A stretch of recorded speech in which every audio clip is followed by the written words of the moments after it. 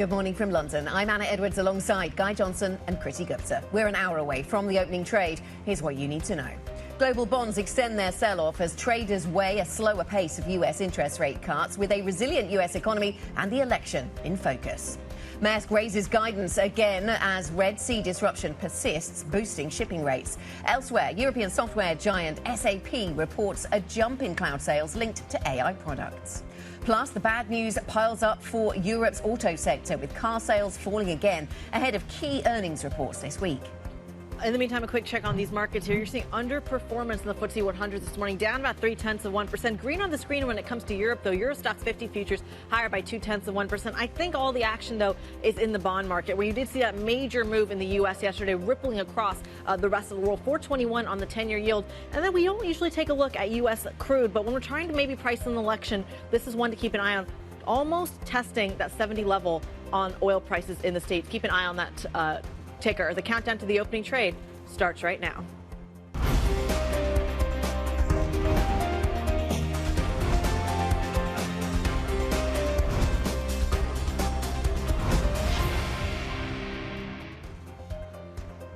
Tuesday the 22nd, good morning. I'm a little confused this morning, trying to figure out exactly why the bond market is selling off and selling off as aggressively as it has been over the last 24 hours. Both bonds and equities selling off. That's not great for portfolio managers that are sitting down at their desks this morning. I just don't know why, Anna. That's the challenge. Is this the Trump trade? Is this Trump closing the gap? Is this what we're hearing from the Fed? Is this the data? Or is it all of the above? Yeah, is it all of the above? We'll certainly keep asking for views around this desk on that very subject, because, yes, it could be about the resilience of the economy, about assumptions that we therefore have to stay higher for longer on rates. Apollo talking about maybe there's no need to cut rates in November, so strong has been the data of late. And some of the Fed voices are leaning in that direction, not daily, but some of them, Schmidt, for example, talking about a slower pace of rate cuts. But then there's the Trump trade, and there are those who point to the betting odds and say that treasuries are following that. And it's easy to draw a link between Trump and higher inflation, maybe increased supply. Look at 2016. I haven't answered your question. You're not answering my question, yeah. No, I'm just adding to the confusion, Kriti. Let me give it a whirl. What if it's not any of the above? Okay. And what if it's instead about the fiscal deficit? This is the kind of the rattle that I always hit when I come on this desk. And I'm saying this because this is something that is underpriced. If you look at some of the analyst commentary, suddenly the deficit story is feeding into more into the narrative. This could be pricing that, given you're seeing a larger move on the long end of the curve. So that's one to keep in mind. I think for our global audience, it's important to also note the inauguration of whoever the new president is on January 20th. January 10th, we hit a debt ceiling story. So before Congress, the new Congress, is even put into place and can act on it, we hit that ceiling. I hear all of this. You don't believe me? No, I believe you. I think all of this could be true. The question is, what was the trigger yesterday? Yeah. What suddenly changed yesterday in the market that we could see such a big move? Yeah. Because all of this has been reasonably... None of this is particularly new news. No. And I think that's the challenge. I suppose, but if you think it's about the election, though... maybe that is, for the longer that your view on the election remains the same, you price that in more persistently. Thinking of things that are still delivering, though, delivering for Maersk, disruption in the Red Sea. Yeah, it's taking long to deliver, though. Yeah. You have to go around the long way. Yes, that's the challenge. And that's why Maersk's numbers are a little bit better. So Maersk beaten a race. The ADR's up pretty significantly overnight. The shipping giant, which controls, I think it's about a quarter of the world's container shipping, delivering some really strong numbers and basically signalling that they see this as an almost semi-permanent state now, that you do have to go round. The problems in the Red Sea are going to continue for quite some time. And that's the narrative that is coming out of Maersk. So that stock likely to pop quite considerably at the get-go of trade this morning. SAP is interesting as well. It's talking about very strong cloud revenues going forward from here. It's upselling into the AI trade as well, and that's helping out as well. So that's a pretty positive story as well. And it's interesting, here is a German company that is defying the gloom in Germany. It absolutely is. For me, it's how does it show up, or how does it predict what we're going to see in the States next week? Because if I did a little math. I put my markets production hat on. If you look at the correlation between SAP and Alphabet shares, which is an important one given that they operate in the same way when it comes to the cloud space, both trying to get market share, both facing the same kind of uphill battles in terms of dominance from Microsoft and AWS. It's about a 40% correlation over a 3-month basis. So the idea here being that if SAP trades well in today's session, you could see it show up in Alphabet as and well. as Tom was telling us yesterday, all of these businesses have something to say about corporates' willingness to spend on tech, and that's interesting. So that migration into clouds, definitely taking on that AI dimension, that certainly was of interest, and ongoing restructuring. And so both of those businesses that you referenced, Guy, increasing their guidance, and we'll wait to see what happens to the shares at the start of trade. Not such great news on the auto sector, Chris. No, it isn't. Guy was mentioning that gloom and doom that we see in Germany. Well, we have more of that. We have another slump when it comes to those car sales. It looks like it's not really abating. And again, I think this is one of those kind of moments where you can see about a million different things feeding into this dynamic: the tariffs, the overcapacity, the lack of funding, the rollback on subsidies, et cetera, et cetera. But basically, you are seeing new car registrations fall about 4.2%. You look at the chart, and it's another red bar, although not as bad as the previous month. You can see it on the right side of the chart. But it's back-to-back. The right-hand side of this bar chart, you can see it is back-to-back losses, which I think is significant as well. The trend is certainly becoming more difficult. What I think is interesting, there has been a slight pickup in EV sales. I do wonder whether or not actually there is a little bit of a push from the automakers to get cars out of the door because they know that they're going to get fined if they don't. There's also probably a bit of front-running, maybe ahead of Chinese tariffs as well. I do wonder whether that's probably part of this story too. Yes, and if they are trying to get them out the door, because we've got regulatory changes coming, at what price? We've certainly been covering that in the UK side of things, talking about how new EV rules are coming in, a new sales mandate around EVs, and so car companies having to offer big discounts to try and get some of those cars out the door. Over in Germany, there's all kinds of talk about new sales incentives as well, given the trouble we see in the sector, which might weigh on willingness to buy right now. Yeah, absolutely, which is maybe a short-term headwind, as Anna says. Got some great guests lined up to talk about all of this. Modupe, Adegnembo, economist at Jefferies, joining us very shortly. We're going to be talking about what the economic data are telling us and what the bond market is telling us. At the opening trade, we got Piers, Hillier, CIO at Royal London Asset Management. 30 minutes later, Beata, Manthey, head of European equity strategy at Citi. She's got 5 questions that we need to figure out the answers to right now. Kriti, we'll get through that a little bit later. We will. In the meantime, some of the other things to place on your agenda here. Of course, the Brics summit does begin today in Moscow. We know that Lula out of Brazil is not attending due to a head injury. And we do know that Xi Jinping is already in, not Moscow, slightly outside of Moscow as well. But Russia is indeed hosting the Brics summit. So that kicking off today at 3 p.m. London time. Christine Lagarde in conversation with our very own Francine Lacqua in D.C. And we're going to, of course, get the latest out of the ECB and how she's viewing some of the decision-making there. And then just 30 minutes later, Janet Yellen having a press conference over at the U.S. Treasury. I wonder what she makes of some of these bond moves that we've seen in the last 24 hours. And that goes right back to earnings on both sides of the Atlantic, RTX, GE as well on the defense space. It was a useful reminder to me to read our coverage ahead of the Brics meeting in Kazan, just to the east, as you say, of Moscow. Really interesting and a reminder to me of just how many countries are in attendance here, because, you know, the Brics acronym doesn't tell you everything you need to know. One of them isn't going, Brazil, as you say. But there are 32 countries in attendance, including Iran, Egypt, UAE. So there's a lot they don't agree on as well. So there's been a lot of talk about whether you diversify away from the dollar. Clearly, Russia has more incentive to try and do that than perhaps some of the others, and China less keen. But they don't all agree on that. But that's certainly one topic of conversation we often return to when it comes to these summits. My biggest takeaway is that all these people are going to Russia. Yeah. And that Putin, if we talk about isolating Putin, that is not working. Putin is not isolated.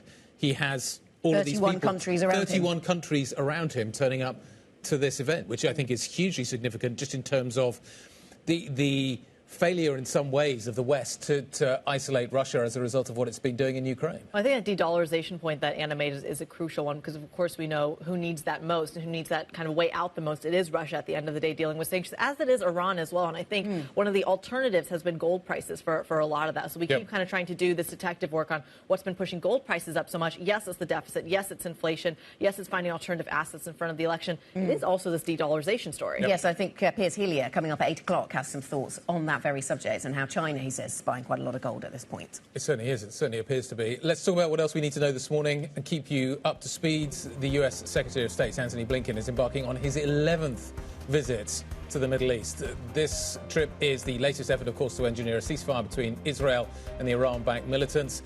The high-stakes visit may be the last chance for the Biden administration to secure a pause in the conflict before the US presidential election, which, of course, takes place on November the 5th. Turning to corporate news, and HSBC has unveiled a broad restructuring as its new CEO, Georges Ethereddy, begins ambitious cost cuts. The changes will see the bank slashing the number of executives who sit on its key operating committee from 18 to 12. HSBC also announcing the appointment of Pam Carr as CFO. She is the first female finance director in this bank's 159-year history. And the Italian government has passed a new law to overcome a court ruling that has blocked its plan to send asylum seekers to Albania for claim processing. The controversial policy ran into trouble last week when migrants were returned after a court said that they originated from countries that couldn't be recognised as safe. Italy's cabinet has now approved a list of 19 designated safe countries to allow the plan to continue.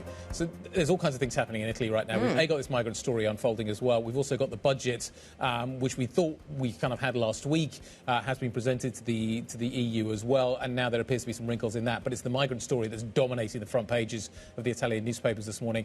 And the Meloni press conference we were thinking was going to be happening around 9:30 Rome time, not happening anymore. Yeah, a bit of confusion as to what was happening, early hours in Italy. No surprise to see that plan with regards to immigration for better or worse facing legal pushback. We certainly saw that in the UK when something not the same but had similar flavour to it was planned, so not surprising to see that getting pushed back. Interesting to look at BTPs and what we're seeing here, because we started this agenda conversation talking about what we see in the global bond markets driven by treasuries, those yields going higher, but actually Ben Ram on the Markets Live blog pointing to the attractiveness of Italian BTPs at this point for investors who are trying to get out of French OATs. Yeah, and suddenly the periphery looking good, and when everyone's looking at Spanish credit, there's other options as well, and you can see Italians are really dealing with that as well. I want to bring it back to the migrant conversation, though, because not only are we talking about the budget, which, by the way, the bond market is not reacting to, which I thought that was interesting. It's more reactive to what's happening in the States. The Italian newspapers, I think ANSA is talking about wrinkles to get to Parliament, so we're going to be waiting on that as well. But then there's also this political dynamic of the migrant situation. I was drawn to a fact on the Bloomberg terminal from our reporting out of Rome that migrant sea arrivals grew 45% under Giorgia Meloni's government. That was one of her key campaign promises. It's the biggest relative to all of her other predecessors. So you can see how she's really dealing with some of that pressure. The challenge is absolutely enormous. This government is, now nearly 2 years old. I think we're approaching the 2-year anniversary of the Meloni government. And the migrant issue has not gone away. It's a similar story here in the UK as well.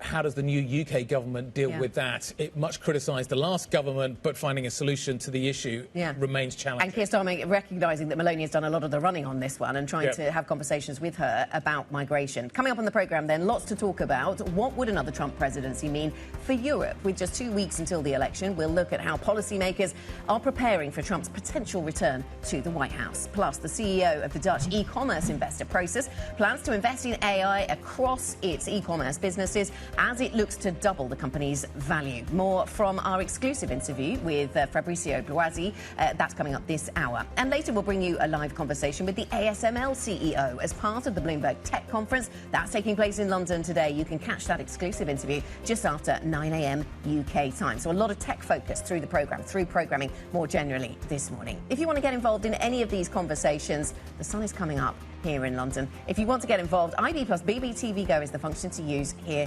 on the Bloomberg terminal. This is Bloomberg.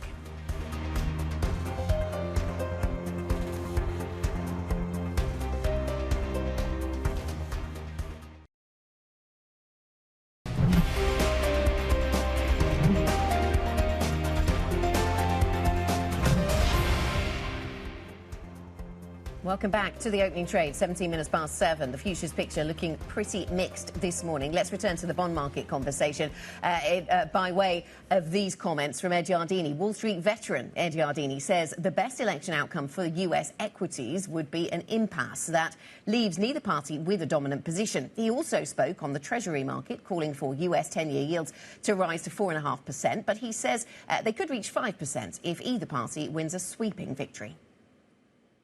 I think if we do get a sweep by the Democrats or the Republicans, it almost doesn't matter. Either way, we're going to have wider deficits, more debt accumulating, and possibly inflationary consequences. OK, so where politics and the economy and markets meet, let's get more on that theme. Bloomberg's Valerie Teitel has details this morning for us. And what a day we saw in bond markets then, Valerie.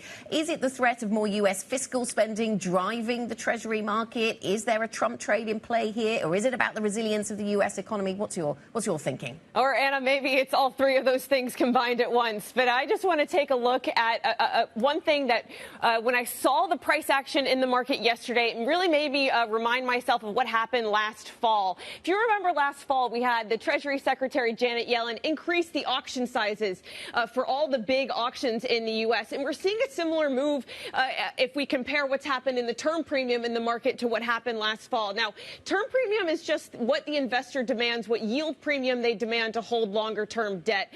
And this threat of more fiscal spending means a threat of more increased Treasury supply, which we definitely saw at the end of last year in the fall. We're seeing a very similar tick up in yield premium, which makes me conclude that maybe this bear steepening we're seeing in the market is all due to this fiscal spending picture. But, Anna, it really all could just be about more pricing in of the Trump trade. In my next chart, this clearly shows that it's been following the prediction markets of the betting odds of a Trump win. That's this blue line here. We've seen that increase since the end of September, and increasing in line is the Bloomberg dollar index. We're seeing that strengthening of the dollar, and U.S. 10-year yields are rising in step. Valerie, thank you very much indeed. It does make you also slightly wonder about what's going on in the betting markets, because I think some weird things are happening potentially there. So if that's the kind of the tail wagging the Treasury market dog, that's really interesting. Let's carry on the conversation. Valerie, thank you very much indeed. Modupe Adegnembo, economist at Jefferies, joining us around the table this morning. Nice to see you. Good morning. Is Europe going to have a problem because the US isn't going to be cutting rates as quickly as we all anticipate? You've got Treasury yields starting to move back higher again at a time when we're going to hear from Andrew Bailey a little bit later on today. He's expected to signal a much more dovish slant for the Bank of England, and Christine Lagarde's going to be speaking. I suspect she's going to be signalling something similar for the ECB. We need lower rates over here, but we're going to be importing higher rates from the United States. Is that a problem? I think that is definitely a challenge for the Eurozone and Europe in general at the moment, because what we're seeing, as you mentioned, in the Eurozone is much weaker growth momentum. Looking at the PMIs over recent months, they've fallen significantly. But I think that the Eurozone still has some things within its own toolkit. So, of course, we can see the Eurozone potentially move rates lower than neutral. That is something that they can do, and that can help to support the economy whilst global interest rates might be slightly higher. And we can also see that, at least in the US at the moment, the momentum seems to suggest that the kind of macro data is a lot stronger. But there are other things, I think, that we still are not 100% sure on. And there is a risk, I think, on the US side that they may bring rates slightly lower. So there is always a bit of an uncertainty and a kind of tail that we have. But I do think that the Eurozone is able to adjust things slightly with their own deposit rate. But it is a really big risk, I think, coming from the US. So that's one of the challenges that we're watching quite carefully at the moment. The other one is just around what is happening in terms of government budgets. In the US, the tailwind from the IRA, the CHIPS Act, is still really quite significant. Over here, it's hard to put your finger on whether or not we're actually getting stimulatory budgets or austerity budgets. The one in France certainly felt like it's going to be maybe slowing down the French economy, and the fiscal impulse is going to be maybe a little kind of less obvious going forward. Here in the UK, I can't quite figure out whether it's going to be a budget that stimulates the economy, delivers growth, or whether it's going to be a neutral budget, or whether or not actually the tone is going to be so negative that people aren't going to be investing. I still can't put my finger on that one. I think for the UK, it is really hard to say. When you look at the numbers in terms of the fiscal headroom, a lot of things are quite negative on the UK side.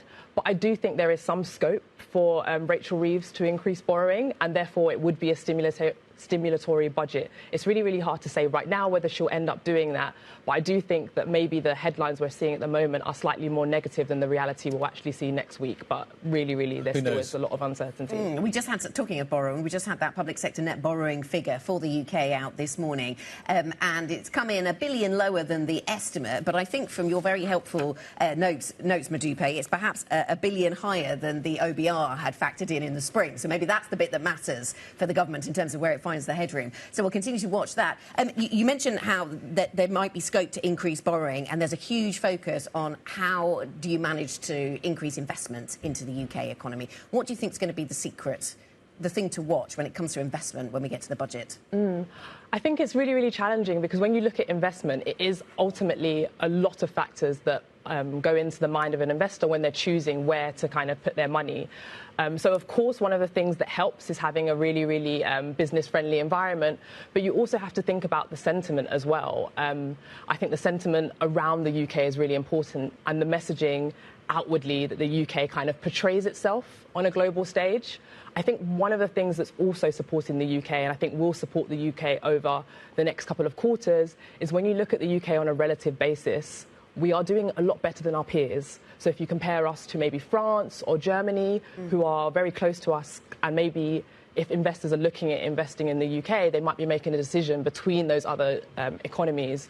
UK growth is doing a bit better there, and the UK political kind of outlook also looks a little bit better. And so those things, I think, will be really, really supportive of UK investment over the coming quarters. Right, so it's the messaging to encourage the private sector investment as well as what they can do with the public sector investment. Let me ask you about the Eurozone economy then, because we're going to get PMI data out this week. We already have contraction in a number of the big economies, don't we, when it comes to the composite data. And in some cases, services is the thing that's holding these economies up. Any sign that that changes? It seems like we've been saying manufacturing bumping along the bottom for a very long time. No, exactly. And we haven't seen a change in the kind of manufacturing output. But what I have been really focused on is that service story. And when you look, especially on the Eurozone top level, for the last 2 to 3 months, we started to see a small step down in services. So still in expansion territory, still doing well, but we're starting to see that the level of expansion slow. So that's one of the things that I'm quite worried about. And I think one of the things that you could see happening is a bit of a contagion in terms of sentiment. We see what's happening in the manufacturing sector. We were expecting a bit of a recovery, at least a slight recovery. We haven't seen that. So that may cause services firms to start to pull back on hiring and start to pull back on their sort of output as well. So I think that is a real risk for the Eurozone over the coming months. Can you connect the dots between the volatility we're seeing in the bond market on either side of the Atlantic and how that shows up in the economy? The logic here simply being if you see a major sell-off on the long end of the curve as a function of the election or the deficit or whatever, how quickly or how slowly does that hit the economy? I think that's a really interesting question. I think ultimately what it determines is when it hits firms' ability to raise money and to invest.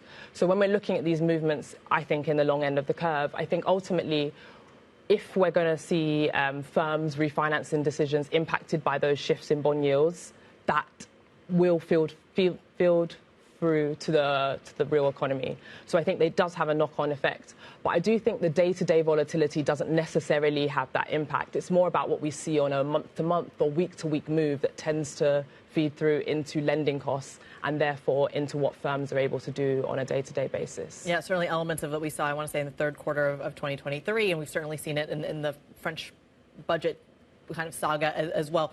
Modupe, Adegnembo will leave the conversation there. Economist over at Jefferies, covering a little bit of everything for us, the economics around the world. Well, we go from the economics to the corporate story. Coming up on the program, European software giant SAP seeing its sales jump as it convinces customers that the cloud is indeed the future. We're going to hear from the company's CFO coming up next. Of course, a conversation off of the results with our very own Tom McKenzie.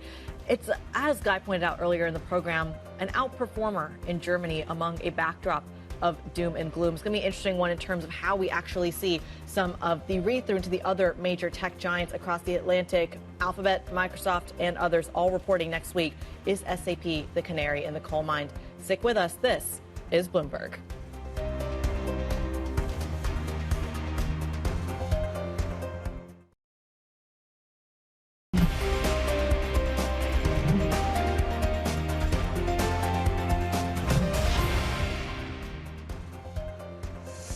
7:30 in London. Good morning. 30 minutes to the opening trade. You're going to watch out for Maersk this morning. You're going to watch out for SAP. Both stocks are called significantly higher. Futures a little higher, Anna.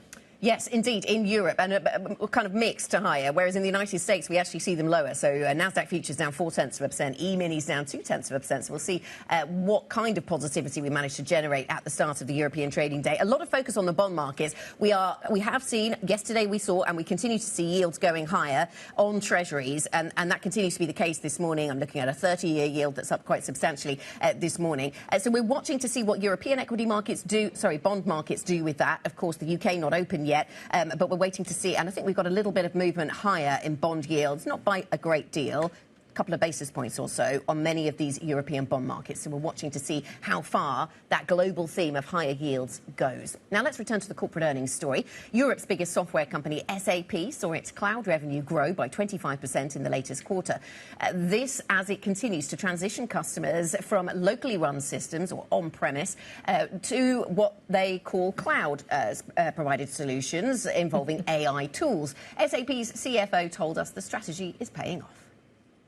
We had actually, if you adjust for currency fluctuation, constant currency, cloud revenue growth of 27%, and by now have actually more cloud revenues in our total revenue base than any other source of revenue. So we can say after 4 years of heavy transformation towards the cloud, our strategy is paying off handsomely. So the strategy pays off. Tom McKenzie joins us. He was speaking to Dominic Asam earlier, who you just heard there. Tom, take us through then what they had to say about the outlook for the business, because it's all quite positive. Yeah, and the outlook ties to the comment that we heard from the CFO there in terms of this new or relatively new attempt by SAP to convert their existing customers from this license model where you pay for the in-premise software and the updates that come through from that to a cloud model where you have a subscription-based model, which tends to drive higher margins and more relative payments from their customers. So he says that's paying off. You're seeing that in the results. So the revenue's up 25%.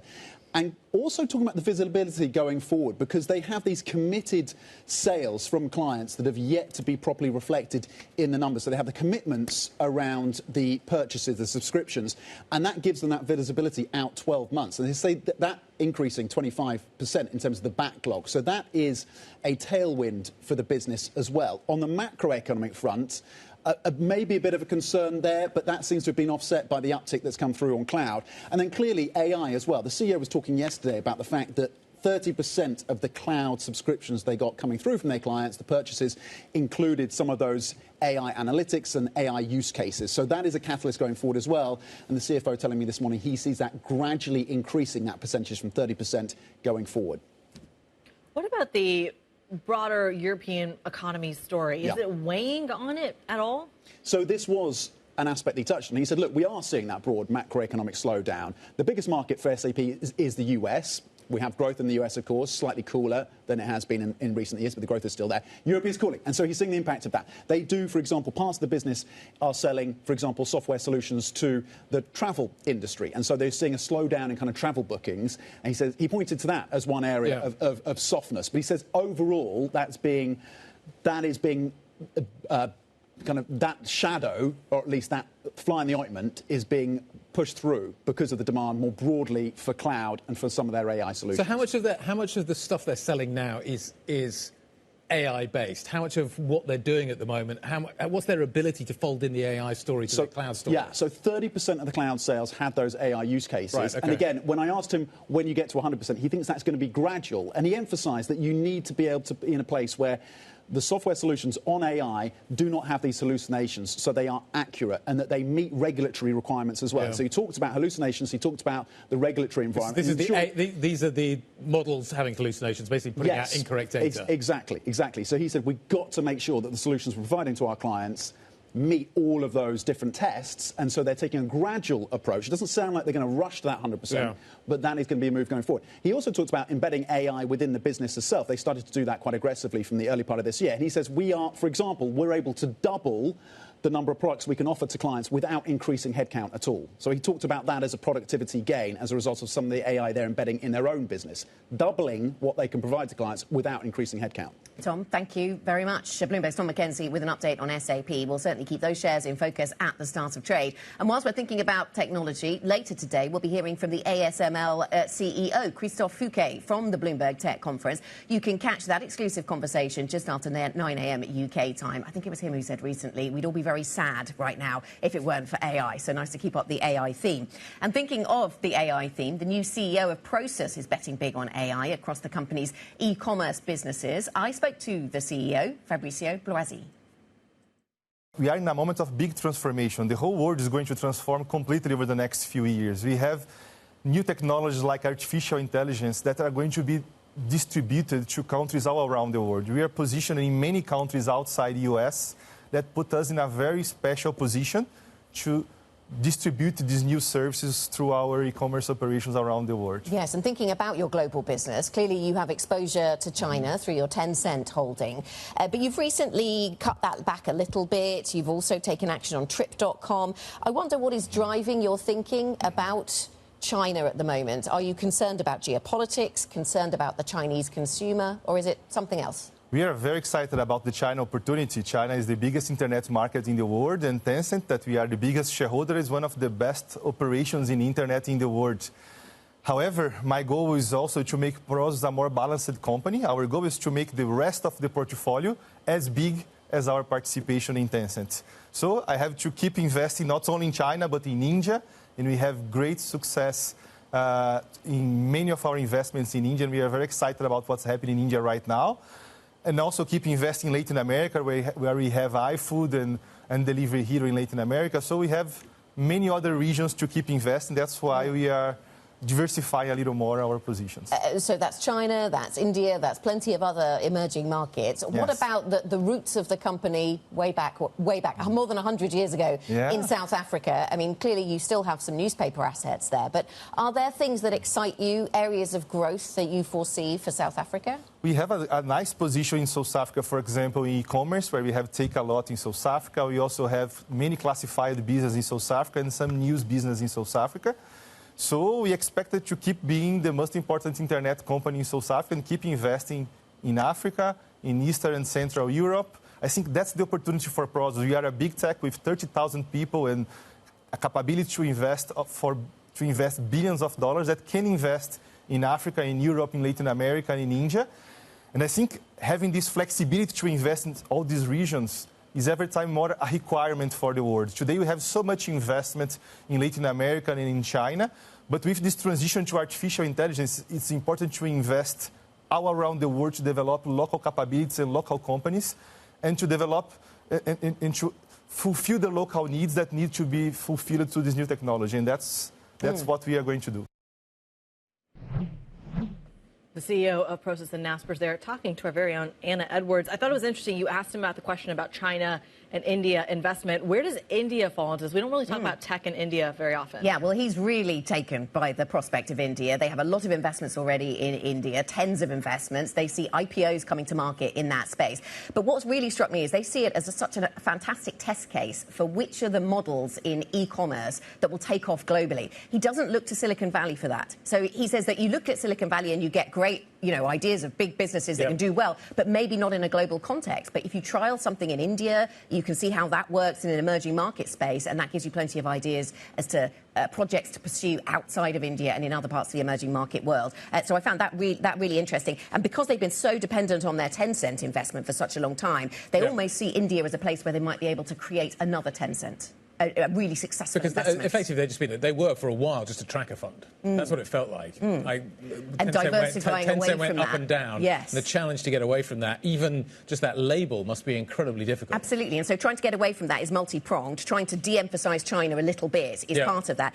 But also interesting that he has been appointed the CEO in that regard, because Bloisi is a tech founder himself. He started businesses in Brazil and then was sort of pulled up from those businesses to the parent company, to to the big investor, which is Prosus Naspers, and it gives you a sense of the change of direction from an investment sort of holding company, tracker fund, to something that wants to be more sort of startup driven and entrepreneurial. That's the idea. What an environment to make that pivot and to pursue the kind of startup phase. Fascinating conversation. I think you get the full interview on Bloomberg.com as well, so be sure to tune to that. Coming up on the program, we're going to switch gears a little bit from tech to defense. Saab sees increasing demand for its defense and warfare systems, translating into higher than expected profit for the Swedish company.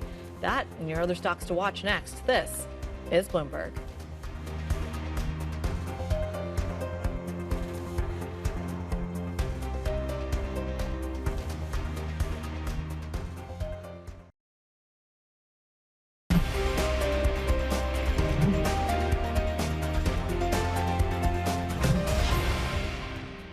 For me, to move quicker on the dots would be if we saw a weakening, like real evidence that the labor market is weakening quickly, then that would tell me, as one policymaker, hey, maybe we ought to bring down our interest rate more quickly than I currently expect.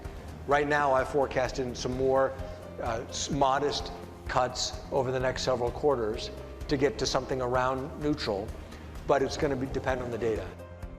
So far, I haven't seen any information that would suggest we wouldn't continue to reduce the interest rate. This is a very tight interest rate for an economy that already is on a path to 2% inflation, and I don't want to see the labor market slow further.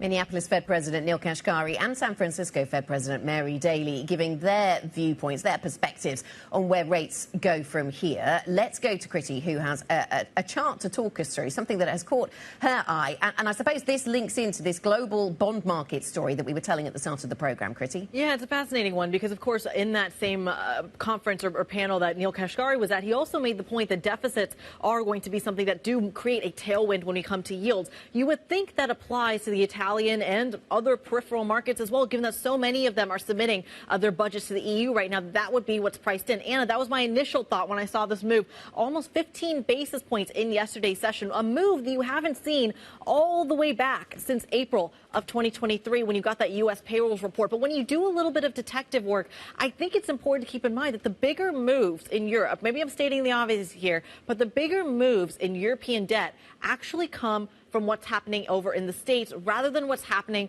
within Europe itself. And this is where it kind of feels like there's a little bit of complacency when it comes to pricing in some of these budget quirks. Of course, we know in the last 24 hours, we've also heard that even though the Italian budget has indeed been submitted to Brussels, we are still waiting for it to get passed over in Parliament in the Italian side, not to mention policy changes when it comes to their migrant plan. In theory, that's going to affect the inflation, that's going to affect the transmission mechanism within Italy. And yet, it's the U.S. bond market that has a bigger read-through into what these Italian spreads and the Italian debts are really doing.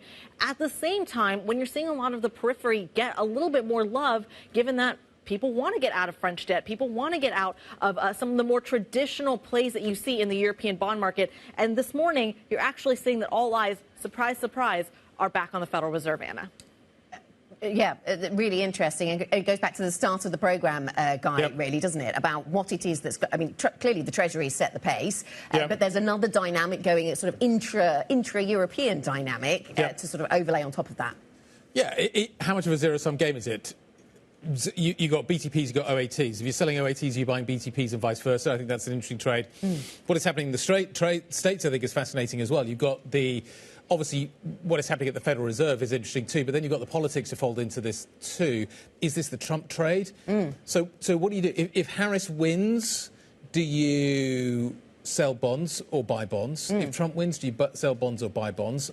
And is one kind of contradictory to the other? I don't know. The politics is fascinating, but clearly there's a Trump trade narrative to all of this. Yes, there is. And yet when we speak to some bond market participants, they talk about how neither of the two candidates are going to be particularly focused on fiscal discipline. So you wonder where that plays out. But I think it's the tariff narrative that seems to be maybe being folded into precisely the inflation narrative that's the Trump trade. Let's get another perspective. Our Markets Live executive editor, Mark Cudmore, joining us now. Mark, give us your thoughts then on what it is that's been pushing up yields. There's a slightly shifting narrative from the Fed, maybe. There's a resilient US economy. There's increasingly pricing in perhaps a Trump win. What are you looking at? Yeah, good morning, Anna. I was really worried you're going to ask from this hearing the conversation you're just having there, because I'm not sure I can actually add loads more to what Kriti and Guy already just said. I do think there's an element of the Trump trade coming in, his increase up in polls, the idea not only of the increased fiscal deficits under Trump, even though both will obviously have no fiscal discipline, as you outlined, Anna, but also the fact that Trump is going to be aggressive on trade, and that is going to be problematic for Europe as well. So I think there's the combination of a little bit of creeping back of bond vigilantes, not quite to that extreme. We're not getting anywhere near a Liz Truss type moment, but I think the idea that everywhere people are getting a little bit worried by government spending, and combined with that, we're getting a little bit more worried about what's the trade dynamics going to look like. And that's going to be problematic for regions like Europe that are open economies. You've got to remember that the US is much more closed than Europe. So I think there's a lot of concern here. What happened in BTPs is particularly interesting because Italy got the better ratings decision and therefore should have benefited on a relative basis. But as kind of Guy asked that question there, are people selling oats to buy BTPs? Clearly not at the moment. And in fact, we seem to be differentiating into a new kind of core versus periphery. And unfortunately now, France is no longer perceived as part of the core. It is much more part of the problematic group. And I think that's what we're starting to see, that creeping of that theory out there. Mark, you mentioned a key point around governments are spending around the world, and that is showing up in the bond market. But I'm curious if the margin matters at all. Even under a Harris presidency, the deficit is expected to get triggered. It's expected to be less than what Trump may trigger, but it is still supposed to be a U.S. government that spends beyond its means. Does the margin of the deficit matter for the bond market? Yeah. No one knows until there's the suddenly binary tipping point. I guess the Liz Truss situation in the UK kind of showed that, and the US does have its exorbitant privilege. I've had this conversation with many people in the last few weeks because, as you made clear, Kriti, both candidates will continue aggressive fiscal spending despite the fact that economies are strong. At what point do we tip over the margin? It's hard to know, but it's certainly the narrative around Trump is that he really doesn't care at all. So therefore, it's more likely under that scenario because the narrative, not the tipping point. So I sell bonds with a Trump win. Do I buy bonds with a Harris win? No, not particularly, but I think it's no longer necessarily a sell bonds trade. I think you might have a slightly, I guess on a relative basis, they do slightly better. But I think it's a slightly different part of the curve. But I think it's really the long end that suffers aggressively under Trump, whereas Harris, people get a bit more nervous about the economy, and that keeps the long end balanced. Interesting. The status quo would have that effect. Bloomberg Markets Live executive editor Mark Cudmore, we thank you so much for that analysis. You get more from him and the team. Just type in MLIV Go on your Bloomberg terminals. Go from the macro to the micro and get our stocks to watch with Joe Easton. Joe. Morning, Kriti. So HSBC announcing its most significant ever reorg overnight, saying it'll split its business into 4 separate units to simplify the operation, including combining the commercial and investment banking division and separating the UK and Asian arms as well. They've also announced that Pam Kerr will become the company's first ever female CFO. If we look at HSBC's share chart, we can see it has actually underperformed some of the UK rivals in terms of the FTSE Banks index, given their exposure to the Chinese economy and concerns around the property market there. So this could potentially be positive in terms of those turnaround efforts. In terms of the earnings, though, bear in mind we do get the UK bank numbers coming out this week. We'll get Lloyds tomorrow, followed by Barclays on Wednesday, NatWest on Thursday, and then on Monday, HSBC does come out with their numbers as well. Then in terms of shipping, we've got Maersk. In terms of their numbers overnight, they've given a bit of an earnings upgrade. This, of course, is partly due to the Red Sea attacks, given the strikes by the Houthi rebels that we've seen over there. It is the 4th time that they've upgraded their guidance this year alone for the company, and they expect their EBITDA to potentially hit $11.5 billion, almost $1.5 billion above what the market was looking for. So that could be positive. In terms of the Maersk share price, you can see it bouncing around a bit, given the volatility around the Red Sea attacks and also concerns around the economy. But if we go back to the pandemic days, we can actually see it's well below where we were when there were global supply chain disruptions boosting the shipping rates, so potentially still a way to go to get back to that level. Then in terms of the defence stocks, we're also looking at Saab. They've got a big jump in orders over in Stockholm today, and their net income also jumping as well. That stock up 260% over the past 3 years, given the increased defence budgets following the two breakouts of the wars that we've seen. We would potentially keep an eye on some of the peers as well, including Germany's Rheinmetall and the UK's BAE Systems, Dassault Aviation and Leonardo as well, worth looking out for. Then on your analyst ratings changes, we've got ING, the latest bank to get a downgrade. That's over at Barclays, given the impact of declining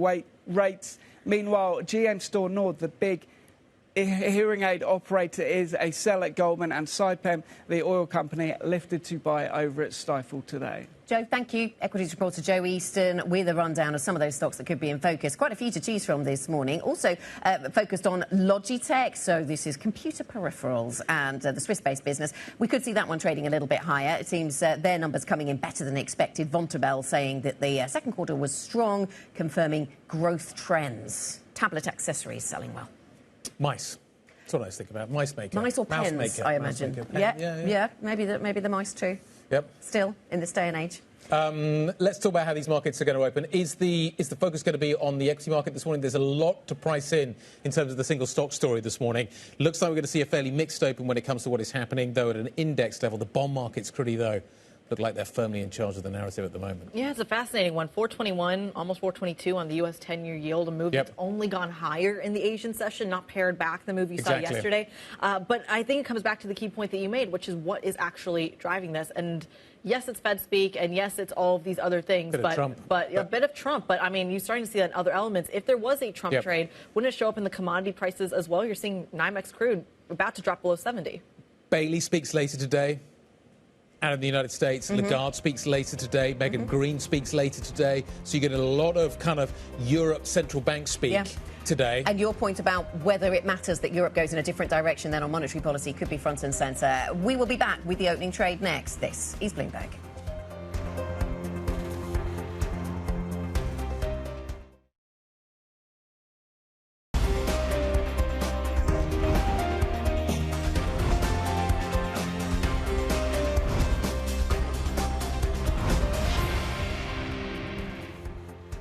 Tuesday morning, good morning. I think this chart's going to be useful for about the first 20 seconds of the trading session that we're going to see here in Europe.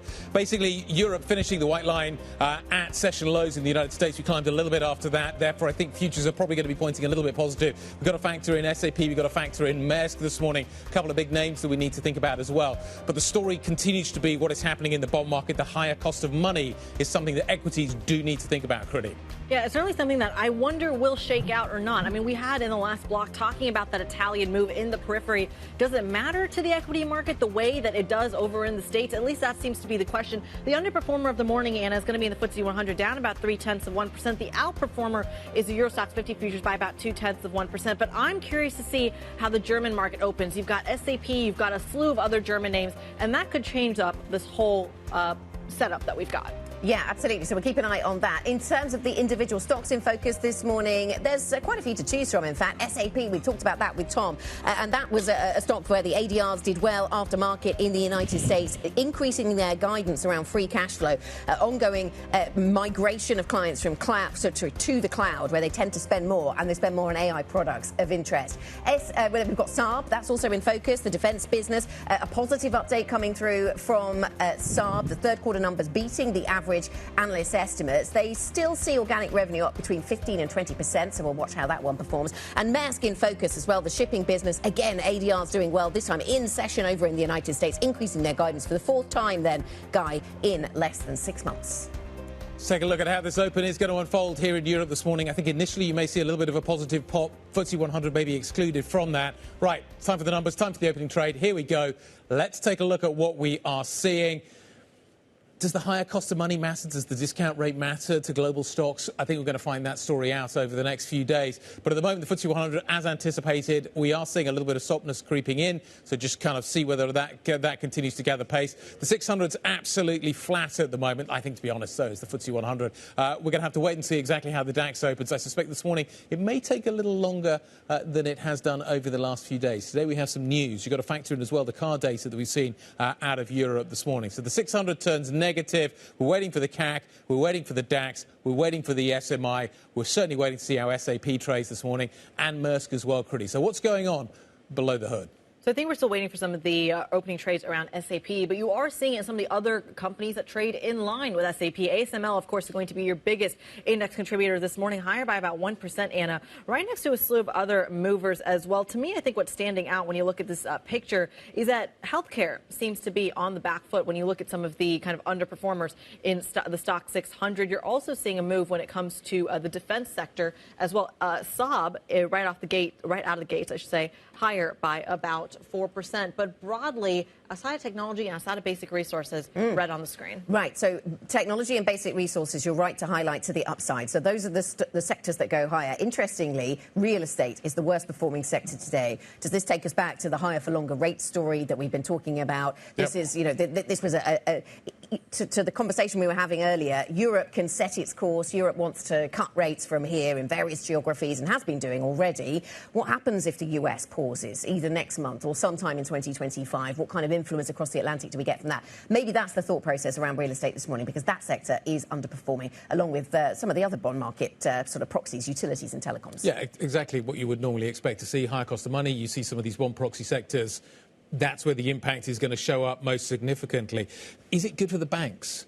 Does it change the net interest income story? Is that going to be maybe a positive tailwind in a way that we hadn't anticipated? We were anticipating the rates were going to be coming lower. So maybe that's the kind of the flip side of that trade, that we could see European banks benefiting from this, despite the fact that we're actually anticipating a easier monetary path. You can get it. We'll get Jamie Dimon on the phone. You can start that conversation with him. Do you want to, Guy? Yeah. Have you got his number? For all the details about that one number. He enjoyed that very much. SAP is now open. Look at that. Up by 5.1%. Yeah. Big pop. Out of the German company. It is feeling the impact of the European slowdown, but we are not seeing it, obviously, in terms of its numbers. The AI migration, the cloud migration story is certainly driving that stock higher this morning. Is it Europe's most expensive company again? I don't know. We'll look at the maths on that. I'm going to let you do the math on that. I was a history major, so I'm going to back out of that one. But I think it's worth saying the German index is now the outperformer on the entire continent as well. You are seeing the FTSE 100 be the underperformer. French stocks are taking a massive hit, though, down 1% on the entire index. We're going to do a little bit of digging and see what is the biggest weight on that. I believe Sanofi, some of the healthcare names weighing on that story. But let's take a step back here and talk about what the bull case for Europe actually is if we're trying to figure out where we are in this economic cycle. We had that conversation with Goldman's Christian Muller-Glissman yesterday. Take a listen to what he had to say. The good news about Europe is it's not late cycle at all. So if you're worried about overheating ever again, I think Europe won't overheat. You see proper disinflationary momentum. That's great. I think we know disinflation is to some extent good for bonds and can be good for equities if growth is good. We've just downgraded in this earnings season our top-down earnings growth forecast for this year to kind of 2%. So we were at 6% before. A really interesting one, perhaps, reason to be positive about Europe. Let's get another perspective here. Piers, Hillier, CIO at Royal London Asset Management, joins us around the table. Good morning. Before I come to you, I just want to quickly mention that the CAC is now open. It is down about 0.3%. I misspoke. It took a second for some of the market plumbing to work. We are going to still wait to see how that shakes out. But the point still stands, which is that it is kind of a gloomy backdrop in Europe at the moment. There is an argument about maybe we are late cycle, maybe there is a reason for some sort of reflationary trade to show up in Europe. Are you optimistic about this part of the world at all? Well, it's certainly easier for the central bank governor to talk about cutting rates in Europe in terms of the inflationary backdrop here. One of the things that we've been really keeping a very close eye on ourselves is wage inflation. So most of the anticipation in rate cuts was driven by the rollover in the CPI originally, and then you had the goods following behind. But the stubborn bit in some ways has been wage inflation. That's been evident certainly in the UK and in Europe, and to a degree in the United States in terms of employment data. So for us, that weakening of wage inflation demand in Europe certainly makes it easier for Lagarde to make the case for cutting rates in Europe. It makes it harder in some ways for Bailey here and the Fed to move in the States. Does that, though, create almost a capital flow question of that maybe the outperformance in the United States is not always necessarily measured on fundamentals or valuations, but simply this idea of running for safety at the expense of flows in Europe? I think ultimately, it's interesting. You've got companies reporting this morning. I've been an equity fund manager for most of my career. It's really for us when we look at investment, it's a message you're getting out of the companies in terms of the backdrop for investment, where they see the opportunity for returns. And you're always trying to get the balance right in terms of the macro backdrop. Is you've got a tailwind or are you running into a headwind, and how you manage effectively your revenue cost trade-off. So for me, the positive side is that the macro backdrop is certainly favourable in terms of I still see us in a declining rate environment. The near-term stresses I can understand is that you've got two critical things coming up. You've got an election in the United States, and to be honest, for me, it's not necessarily who wins the White House. It's a question of whether do you have the same colour in Congress as you have in the White House. And if that's the case, then you've got inflationary pressure. And then that's what the bond market really started to price in yesterday. Here in the UK, for example, we've got the budget coming up at the end of October. There's a real trade-off in markets' view here as to are we going to see the sort of fiscal pay for us as consumers in the UK, but actually a stimulus in some ways in terms of encouraging inward investment to the UK. And that's where the trade-off sits at the moment. So for me, ultimately, we'll come back and look at the fundamentals of the companies that we invest in, whether we're lending to that company or whether we're investing in the equity. But the macro backdrop is probably more choppy than it's been for a long period of time. And we haven't even talked about the energy complex and the sort of geopolitical risk as well. Do you think bond yields in the States could go, 10 years I'm talking here, could go back to 4.5? Could they go back to 5? Could they go back to 6? If they do, what's the impact on equities? So I think that, funny enough, we were talking before we formally came on air, but one of the things that's been really interesting, particularly in the last month, has been a significant issue of refinancing of corporate debt. And I think for me, one of the things we were a little bit worried about, and we've been probably maybe overly cautious about default risk. And that's because if you go back to 2021, pre-interest rates going up, there was a lot of refinancing of debt and terming out of debt structures at a corporate level.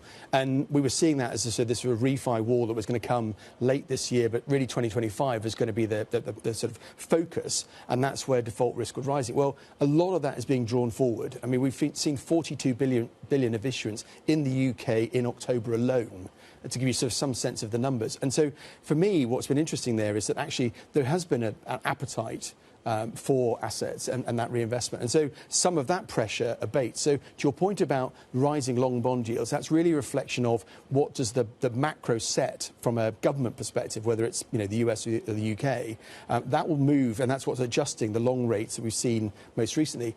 In the nearer term, though, we've seen that move at the front end, mainly because is that balance between the stimulus you get from the government versus the central bank rate cutting cycle. We still think that there's a scope for rate cuts. We've always been in the camp that actually it would be higher for longer, it would be a slower rate cut, it would be data dependent, all those phrases that people use.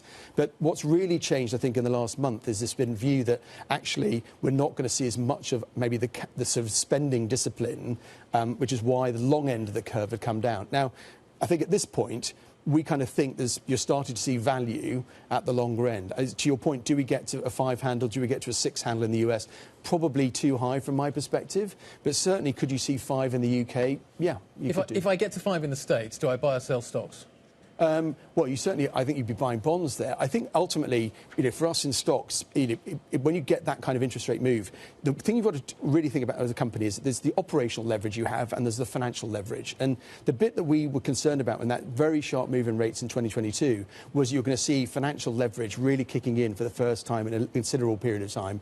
And that, to be honest, hasn't happened. Companies have been disciplined about generating cash and paying down debt. And so that's the bit we'll look at. So companies of lower margin, inflation with lower pricing power will be impacted in that environment. But actually, good businesses in environments where there's strong structural demand will be able to manage through that. That cost of capital assumption is what they're paying in bond markets today.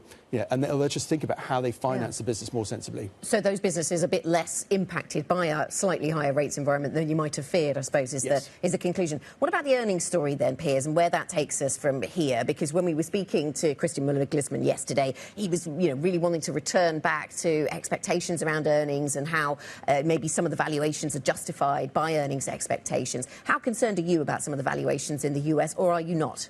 Well, I think we tend not to use PEs, mainly because I'm an accountant by background and I kind of know what you can do with earnings to make the numbers be the numbers. So we look at basically free cash flow conversion within a business and what the actual return on that capital has been. If you think about it, if you notionally put £1 in the bank, what interest am I going to get paid? Exactly the same philosophy when we look at companies. And then we say, OK, what's priced into a share today? What do I have to believe in terms of returns going forward versus historic returns within the company and the discount rate? And from that backdrop perspective, actually, we do continue to see opportunities to invest. It's not as though we're scarce. And the big question I get asked lots and lots of times about technology companies all seem to run away. There's a massive sort of enthusiasm around AI, and to a degree that's been true. But Nvidia is a question I get asked time and time again. If you look at the backdrop fundamentals in terms of cash conversion at Nvidia and the growth of that in the last year, the share price movement has been justified. The last movement in the last sort of 2 to 3 months essentially has really been sort of the topping out, which is the multiple expansion, and that's where we tend to get a bit nervous. Right. Is that you move away from fundamentals. And then I think the other thing I'd throw in at this point is that ASML last week, I think, was a really important indicator, which we need to be alive to. SAP, an interesting contrast this morning. But ASML, I always think, is the sort of start of the process. If you think about what pulls you through to the chip space and the demand through to AI, it's ASML that produced that hardware side of the picture. And there was a pretty downbeat statement from them last week. Now, they're speaking at a conference today. It's always interesting to actually speak to the management and really sort of understand what do you see the structural drivers. It's just a near-term order shortfall or whether it's something more significant. Yeah, it seemed to be that we are sort of dissecting the chip businesses into two, the ones that are really going to fly with the AI theme and those that are maybe going to be a little more held back by the more cyclical underlying consumer technology sort of facing businesses. I want to ask you, Piers, about emerging markets, because if the markets are worried about Trump, from a bond market perspective, I say worried about Trump maybe. If you're pricing in increasingly the possibility of a Trump presidency, does that lead us towards emerging markets or not? What? I know you're quite positive on EM, so what underpins that? Well, I mean, and we haven't been for a long time. I think I've met you many times before, and every time I walk in, I'm Dr. Doom and Gloom on emerging markets. And that was really partly the interest rate environment. Emerging markets struggle when the cost of capital changes, particularly when it changes as quickly as it does. And that's why it's underperformed as a complex, particularly in the last 3 years. We started to become more optimistic on emerging markets earlier this year, mainly because I think there was a recognition that a problem in China needed to be resolved. And the second one really was that if you've got an environment where you structurally believe that rates are going to come down over time, that tends to be supportive of emerging markets. So we're having that discussion at the moment in some ways. If the bond market is now starting to get a bit more nervous about that rate cutting backdrop, then we need to be alive to that. But the stimulus that's being talked about in China and the feed through of that is one that balances our view. At the end of the day, I come back to the point, we'll look at the bottom-up stocks and the opportunity sets that exist in those marketplaces. Piers, great to see you. Thanks for stopping by. A little bit more positive. Nice to see you. Piers Hillier, CIO at Royal London Asset Management. Thank you very much indeed. Call 6 looks like this morning. This is the picture in Europe we're watching so closely. We are, of course, keeping an eye on SAP and on Maersk. It's interesting that LVMH and Ferrari are both positive. ASML is also ticking up a little bit this morning. Schneider's a little soft. Nova's a little soft as well. Nestlé's down a touch.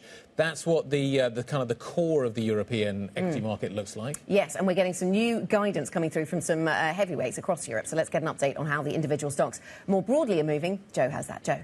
So SAP is the best performer on the entire stock 600 today, gaining around 5% at the open in Germany. Remember, a surprise upgrade to their guidance in terms of both the cloud revenue and also the boost coming through from AI and some of that business as well. So leading their gains this morning. Logitech also in technology, getting a boost from their video gaming hardware, according to most analysts on that one. The surprise, though, is probably AP Maersk actually coming down slightly despite another upgrade for the shipping company's earnings guidance. Most of that is driven by the higher freight rates, potentially the demand not looking as strong as it could be in global shipping. So that one actually declining very slightly. But Saab over in defence, extending the gains for the year, already up around 40% for that stock. And they are seeing a big jump in orders in terms of the defence company today. In terms of the UK, a couple to bring you IHG, the Premier Inn owner, actually seeing a bit of a decline. Holiday Inns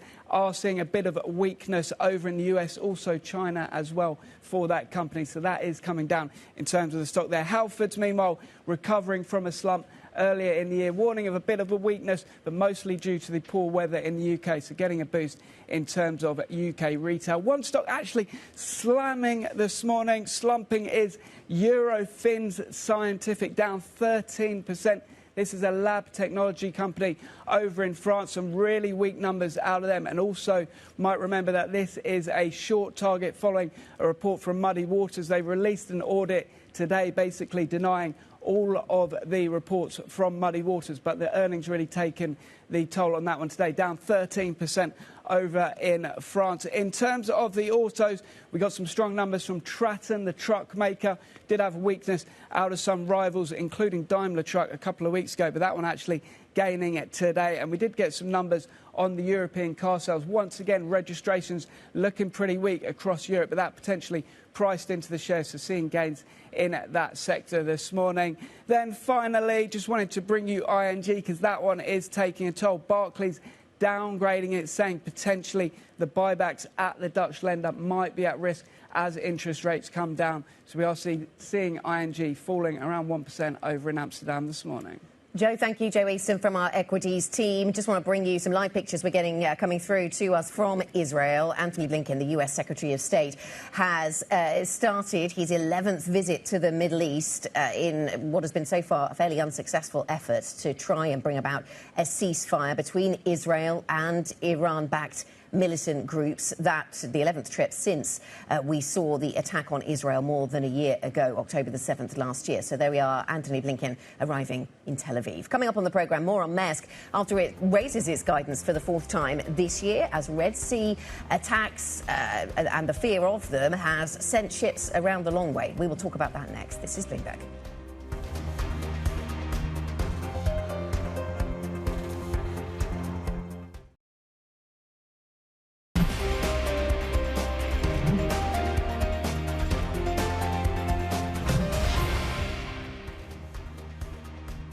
Good morning. Welcome back. You're watching the opening trade. We're 21 minutes into the equity market session this morning. I can tell you that SAP is now worth more than ASML. I just point that out for interest if you happen to be focusing on those two stocks this morning. Maersk is another stock that you probably want to focus on as well. The shares are gaining. This after it raised full-year guidance for a fourth time in less than 6 months. The container company, the giant container company, seen as a bellwether for global trade, is citing stronger demand and higher freight rates caused by supply chain issues as a result of the attacks that we are seeing in the Red Sea. The stock is a little softer this morning, which in some ways is logical. Is it better to travel than arrive?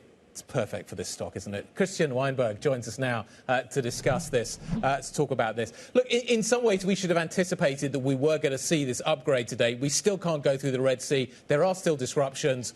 There are still higher freight rates, as a result of which I'm assuming that the analysts had already penciled these kinds of numbers into the stock. Is that why we're seeing a little bit of softness this morning? To some extent, it's not surprising really to see that happening with Maersk, and that has to do with the long-term prospects still being somewhat gloomy. We also saw it in the ADRs trading in New York overnight that they started up shooting up about 7%, and then they lost their steam. Probably due to the longer-term issues with container shipping being seen as soft and going into 2025.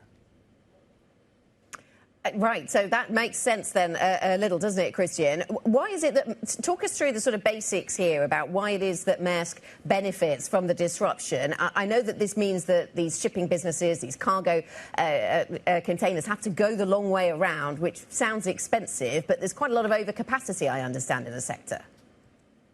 Exactly, and it seems counterintuitive, but you might also remember it from a few years back when a ship got stuck in the Suez Canal and blocked the ships from coming through. That was also a boon for container shipping. And the reason is that it's all about supply and demand, and when you have oversupply of vessels, and then you absorb some of that overcapacity by having to divert the global fleet south of Africa, then you get the balance between supply and demand then tips in favor of the shipping companies, and that's what's happening with Maersk here this year. As you say, it's a little bit of a weird one to get your head around, because you would think that this would be bad for the shipping companies, but it's actually good for freight rates. Well, good for freight rates, but what about the other costs that are involved, Christian? I'm thinking if it takes longer to get ships from point A to point B, taking the longer routes, that increases fuel costs, labor costs, safety concerns. Are any of those making a dent in any of these numbers?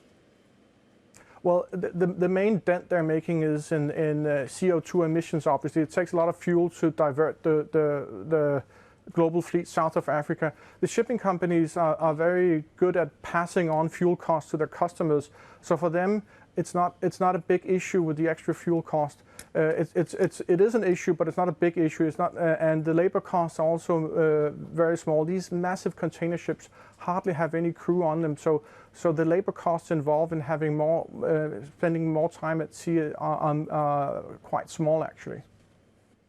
OK, Christian, good reminder. Thank you very much. Bloomberg's Christian Weinberg with the latest there on Maersk. Started out the day quite positively then on that guidance upgrade, but the stock just coming to the downside more recently. Another stock that actually I was going to say trading down, but it's pretty flat, is HSBC on its London listing. The new CEO, George El-Hederi, then taking the business to task and restructuring the business. Some interesting restructuring into a number of sort of simpler number of units, reducing the number of executives on the board, it would seem. 4 units, cutting the number of executives on the key boards.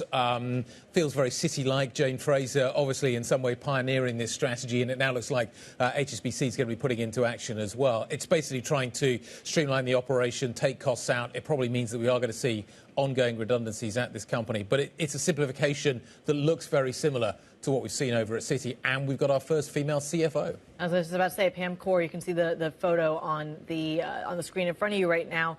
The first in its 159-year history. I'm curious, though, I feel like we do, and you made this point this morning, Anna, that we are getting a lot of changes out of HSBC quite a bit. So I'm wondering if this is the end of them, or we continue to get more as they navigate the environment. Yes, and restructuring requires restructuring charges, and there'll be more of that to come, no doubt. The changes are part of what's allowing the firm to cut more than 20,000 jobs across the company. So this kind of thing takes time, and we will watch as that plays out. We need to focus on the auto sector as well today. We should focus on the auto sector. Car sales in Europe, it's not good. Once again, the first consecutive back-to-back monthly declines in more than 2 years. The region's economies continue to stagnate. Car sales are down. We've seen a little bit of a tick-up in the EV story. I wonder why that is. But we've already seen significant warnings coming out of a number of the German automakers. That is likely to continue. If you take a look at the numbers posted so far this year by names like Stellantis, they make ugly reading. And today's data just reinforcing that narrative. Anyway, when we come back, we'll get the latest on the troubled sector, and we also get numbers from Tesla this week. That should be fascinating too. We'll get the Elon Musk angle on that story as well. Anyway, all of that is coming up. Cars next. This is Bloomberg.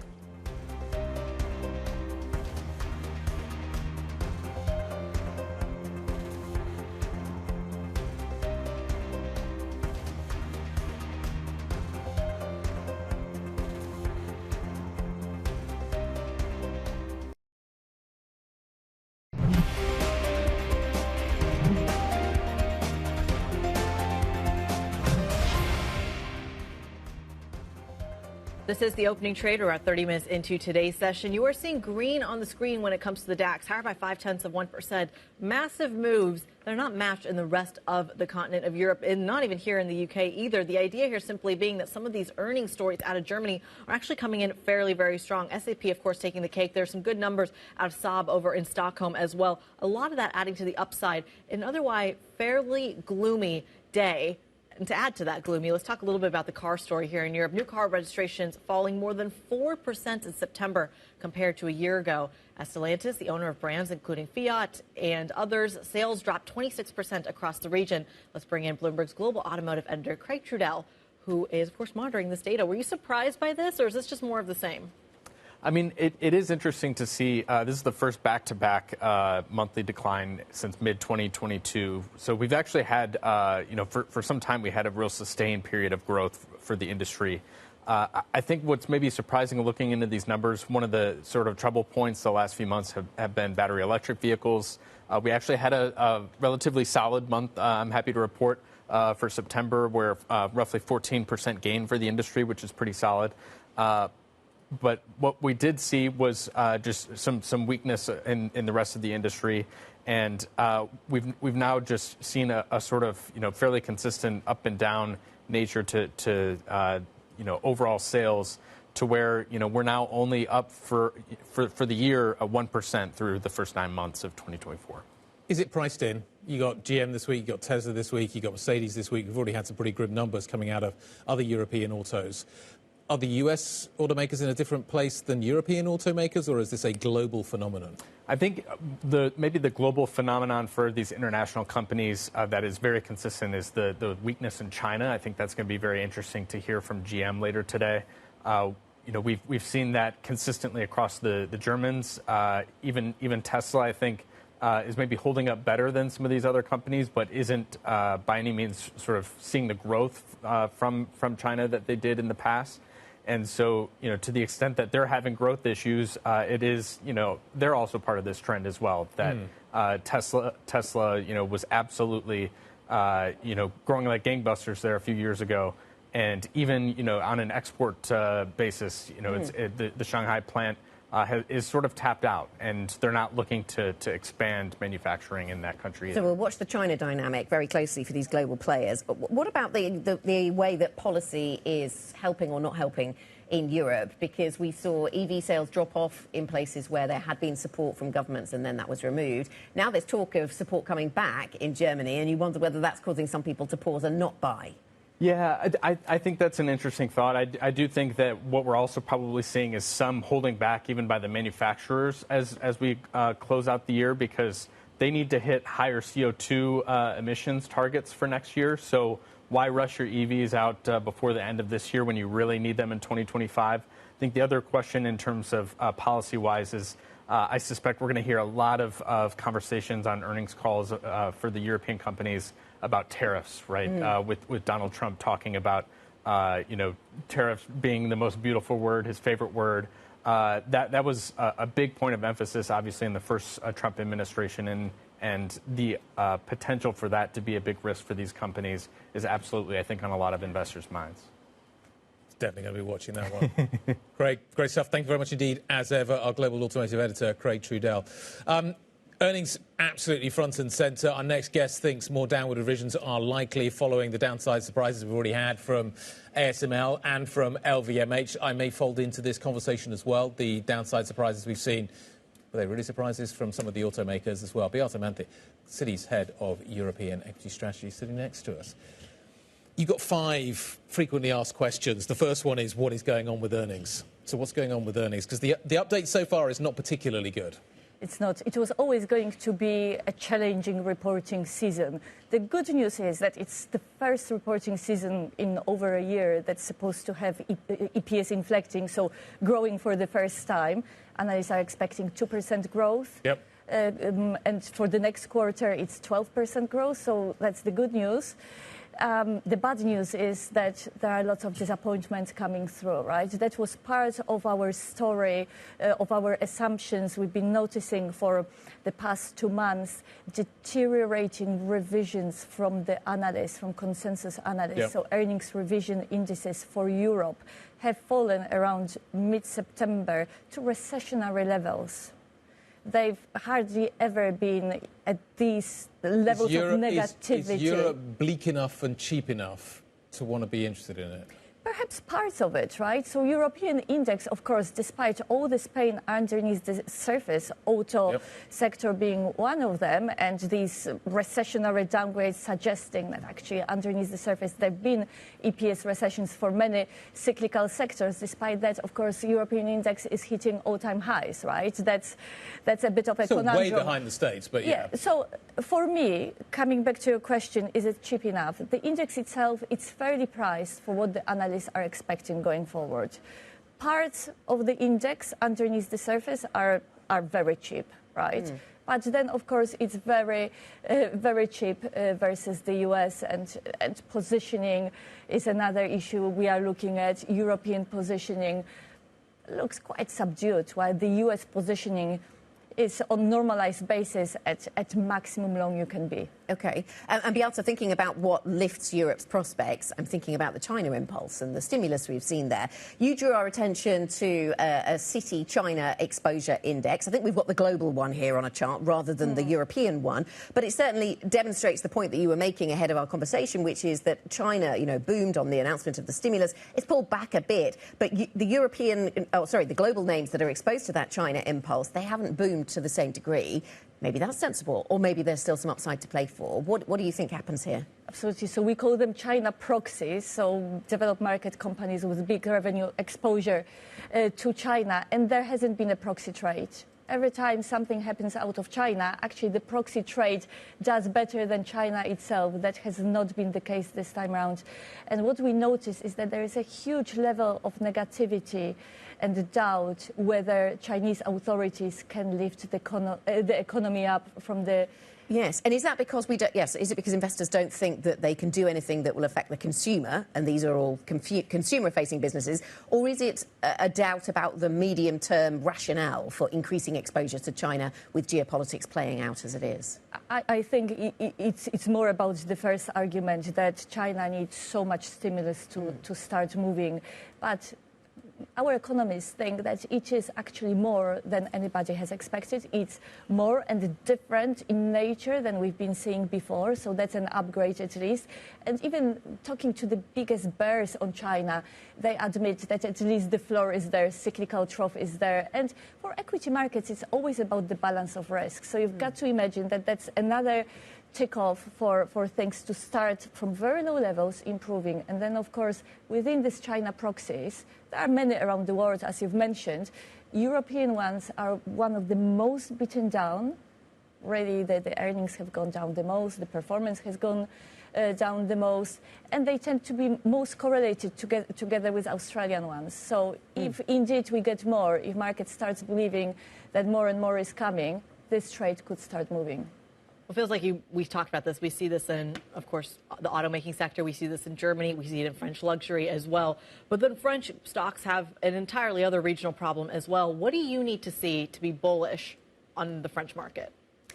So we are neutral at the moment in the French market, in our European allocation. And of course, so European market overall has been underperforming since around May, June. The US market having outperformed at one point at the start of the year even, right?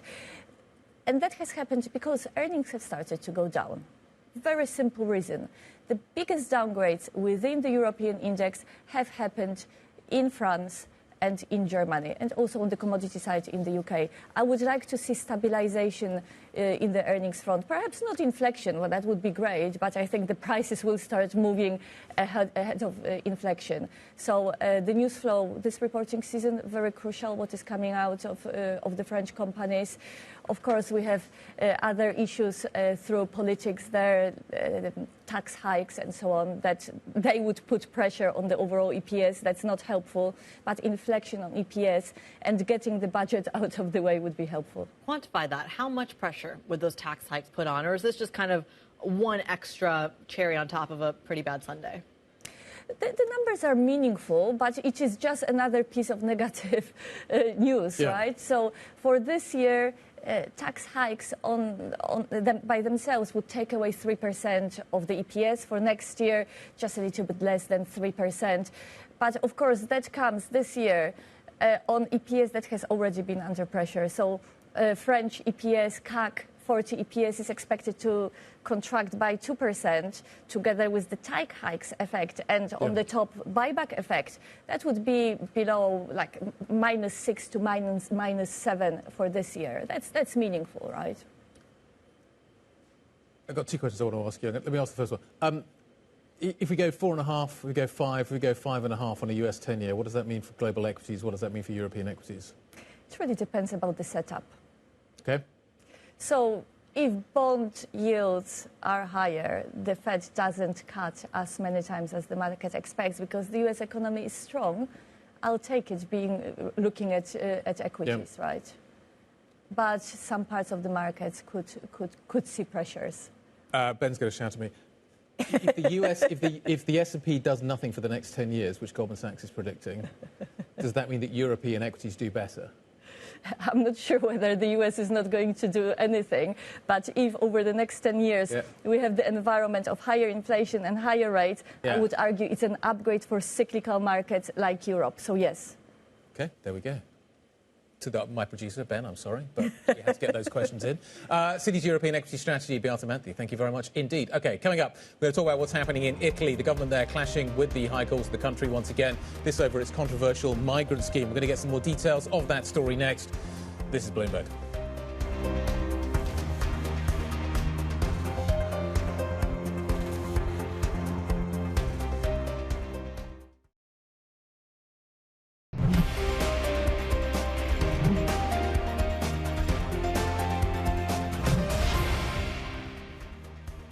Welcome back to the opening trade. 45 minutes into this session, this Tuesday, 22nd of October, and we see we're pretty flat across the overall equity market picture, but that hides a lot of divergence underneath the surface. The DAX doing pretty well out of some of those earnings stories, SAP amongst them. Let's focus, though, on Italy now, where the government has passed a new law to overcome a court ruling that blocked its plan to send asylum seekers to Albania. 12 migrants were returned to Italy last week after a court said they had originated from countries that could not be recognised as, quote, safe. Let's bring in our European economics reporter, Alessandra Migliaccio, with details. Alessandra, so has Meloni found a way through the legal difficulties here with regards to her Albania plan? Well, we're not sure, actually. It's unclear, but she's certainly trying. She took a blow last week, as you said, because those migrants that she was hoping would be able to go to Albania in a plan that she's publicized very much, which has been praised in other European countries, because as we know in Europe, the migrant issue is big. It's been praised in countries like Germany, which is not exactly a friendly government to Meloni's, but they also have a migrant problem. And perhaps they have a bigger problem in a way than Meloni, because some of these governments want to keep the right at bay, and the only way to do it is make sure they fix the migrant problem and don't encourage voters to go towards the right for that reason. So Meloni's plan, which was so praised, which she was so proud of, had a big hiccup last week because of this issue. She passed this decree. She's hoping that now, because she's recognized 19 countries as safe countries, this includes Bangladesh, it includes Ghana and several other countries, that now it will be harder for courts to block her move. But we don't really know if there are other issues, if they can really do this, which is take people that they save at sea and then bring them to Albania instead of Italy. There are a lot of still legal questions around it, but she's done an important step. She's taken an important step to make it a bit easier for the migrants to actually go to Albania and stay in Albania. So for now, it's a win, but we'll have to see what happens next. Alessandra, as you were speaking, we were showing a graphic that showed the expected cost over the next 5 years to be about 670 million euros around this. Part of the opposition to this deal is saying this is a costly and ultimately ineffective deterrent. Walk us through some of the numbers here. What is the connection between the migrant story and the Italian budget? Well, Italy generally doesn't have a lot of money to spend in general. I mean, it's a very, very big number, but consider the budget is 30 billion. So actually, it's not that huge a number, in comparison to what they're spending on many, many other things. But of course, when you have a deficit that's above 130% of GDP, Every little bit helps. And since we don't even know if this migrant plan is actually going to work, it just seems indeed like wasted money. But she's going to give it a try. She's going to try again. The migrant centers are in part built in Albania. So I don't think this issue is going away. As far as the budget is concerned, it's a 30 billion euro budget, as we said. We're waiting for Meloni to tell us a bit more about it in another press conference, exactly how she's going to pay for it. They've given us a preliminary document showing that they're going to pay for it with cost cuts and with fight against tax evasion. But really, we don't have the details. We don't really believe that that's enough, to pay for all this. Out of the 30 billion, only about 10 billion are debt. So we're waiting for more answers from Meloni on that front as well. Alessandra, this is a government that's nearly 2 years old. Is it as popular now as when it was voted into government? How is it faring? How is the population accepting what Meloni is doing at the moment? Is the migrant plan popular? Is what she's doing in terms of the economy popular? What is going on? Yes, actually, surprisingly and fairly well. It's a stable government. She's managed to keep the rest of her governing coalition, because it is a coalition, it's not just her party, at bay. There are tensions repeatedly, but that's quite normal. We know that Italy is known for political tensions, and actually it's known for revolving door governments. It's quite impressive that she's held on so long without too much controversy. But it's a hard, juggling game for her. And so far, Italians seem to be relatively happy with the stability that they're getting. So on that front, she's doing well as well. She was recently, the budget I said was a problem, but Fitch passed it. So she's doing better than we thought. Let's put it that way. It's interesting, isn't it? Like one of the more right-leaning governments and seems to be faring fairly well at the moment. Alessandra Migliaccio, thank you very much indeed. Let's turn to another aspect of the political narrative that we're watching so carefully. 2 weeks, of course, to go until the US presidential election. The polls basically have Trump and Harris neck and neck. A Trump win could certainly stir memories on this side of the Atlantic of trade wars, and European policymakers are certainly getting ready for that. Alex Weber, our European economy reporter, joining us now on this story. What is the current thinking in Europe as to what a 2.0 Trump presidency would mean for the European economy? Why are we so worried? What is the anticipation? So the biggest concern for European policymakers is certainly the ideas of Trump about trade.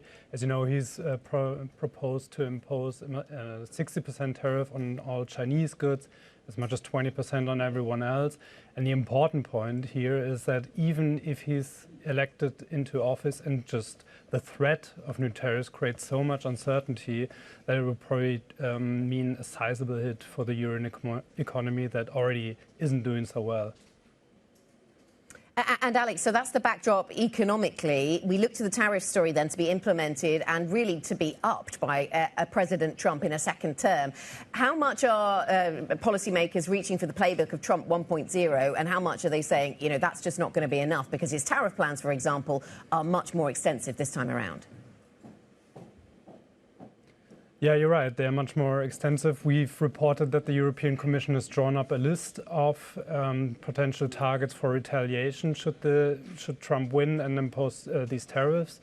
But we also know that there are big differences between the euro area's biggest countries when it comes to how to deal with protectionism abroad. Just look at the recent decision to impose tariffs on Chinese electric vehicles that was opposed by Germany, for example. So that also creates a lot of uncertainty. Another problem is that governments now have a lot more debt than during Trump's first term. So that's also limiting their options and how to respond, which may well put central bankers on the front lines again.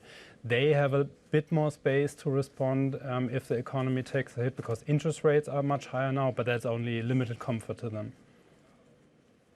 Well, Alex, you went right where I was going to go next about central bankers. Back in 2019, Jay Powell over in the Fed actively issued a insurance cut around concerns around the trade war. And I'm curious if there's still appetite among European central bankers for something similar. Yeah, there's probably not much appetite, but I don't know if they will get around it. So the ECB already had to accelerate an interest rate cut last week because the economy was doing so badly, because of weak consumption, weak investment. Those are exactly the things that would probably get hit again by another wave of uncertainty around trade.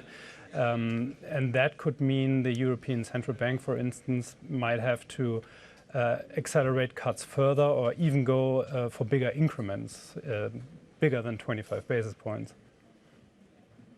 Certainly something we're going to be keeping a very close eye on. Bloomberg's Alex Weber, we thank you so much for joining us this morning, putting into context and connecting the dots between the fiscal and monetary policy on both sides of the Atlantic. Of course, later today, it'll be a subject of conversation in an exclusive interview with ECB President Christine Lagarde.